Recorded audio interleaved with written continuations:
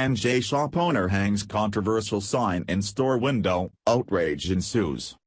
A New Jersey shop owner, proud of his own heritage, decided he was going to hang a sign in the window of his store, and it caused outrage across his community. Proprietor of Jimbo's Deli in Flemington, Jim Boggess, says that it doesn't matter what race or religion you are, you should be able to be proud of who you are.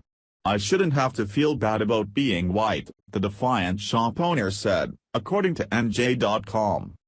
So in order to show pride in his heritage, Jim hung a sign in his window that said, "Celebrate your white heritage in March, White History Month." But the sign has received a huge amount of backlash, with people even going as far as saying that there were Ku Klux Klan representations in it. However, despite the backlash, Jim said he's the one who's now a victim of racism. If there's any racial discrimination going on, Jim says, it's from people who object to his sign because I'm white, as he noted that there's many other groups who get to celebrate their heritage and wondered why he can't. "I just want to be included.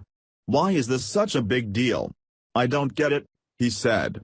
"I love everybody and everybody should celebrate what they are." The problem, as we all know, is that with the liberal idea of social justice being spewed across the nation everywhere we look, for a non-minority to even suggest that they may be proud of their heritage causes major outrage. That outrage has been happening in Flemington ever since Jim put up his sign, and one outspoken critic is Curtis, who's a biracial man. Curtis accused Jim of mocking Black History Month and said that the way the T was crossed in white, which used to look like a lowercase t that was crossed in the middle, was representative of the crosses used by the KKK and other supremacist groups.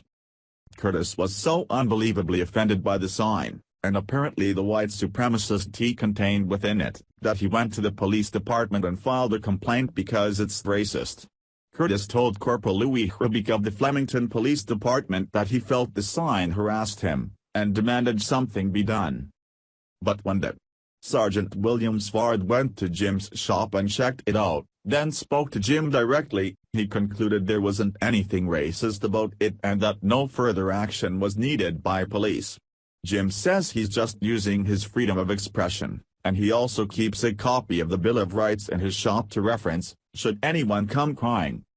Curtis, who apparently is suffering from irreversible emotional damage from a white person daring to say they're proud of their heritage, disagrees with both Jim and the police. Since he doesn't believe racial equality has been achieved, which he said is evidenced by the recent shootings of black suspects by police, that Jim shouldn't be able to show the public that he's proud to be white. A business can't go putting racist signs in the window because everybody has a right to go in that store, Curtis said. Everybody. And have a right to buy something from that man and not feel demoralized or degraded. Curtis later ran into that Svard and Police Chief George Becker at another store in town, and apparently things didn't go so well. He asked them about the case, and whatever their answer was he apparently didn't like because they ended up threatening to arrest him. As for Jim, he said the sign is staying until he's forced to take it down. It's incredibly sad that we live in a society where people can become so deeply offended at a white person saying they're proud to be white. We can thank the liberal left for this, because they're the ones who perpetuate the idea that by a white person celebrating their heritage, they're actually being racist, and that in itself is racist.